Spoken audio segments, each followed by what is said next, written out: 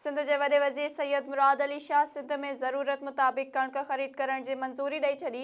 SS news जे reporter शाहिद Ali Core i मूजिबि वॾे वज़ीर सैयद मुराद अली शाह जी सदारत हेठि कणक जे ज़ख़ीरनि ऐं ॿोॾि जी सूरत-हाल बाबति इजलास थिया।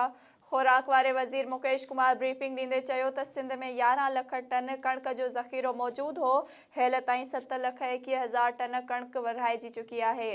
मुकेश कुमार मूजिबि ज़ख़ीरे में हिन वक़्तु 3,79,000 टन कणक मौजूदु आहे, जेका डिसंबर ऐं जनवरी जो अधु महीनो हलंदी। सूबाई वज़ीर चयो त जनवरी खां मार्च जे शुरू ताईं 3 लख टन कणक जी ज़रूरत आहे, जंहिं ते वॾे वज़ीर ज़रूरत मुताबिक़ कणक ख़रीद करण जी मंज़ूरी ॾेई छॾी। मुराद अली शाह चयो त कणक जी खोट खां बचण लाइ ख़रीदारी शुरू कई वञे। होॾां वॾे वज़ीर जी सदारत हेठि इजलास में बरसाति ऐं ॿोॾि सबबि सूबे जे रोडनि ते थियल नुक़सान जो जाइज़ो वरितो वियो। इजलास में वर्कर्स वारी सूबाई वज़ीर Zia Abbas Shah, chief secretary Sohail Rajput, chairman PND Hassan Naqvi, principal secretary Fayaz Jatoi, secretary workers Shariq Ahmed शिरकत कई।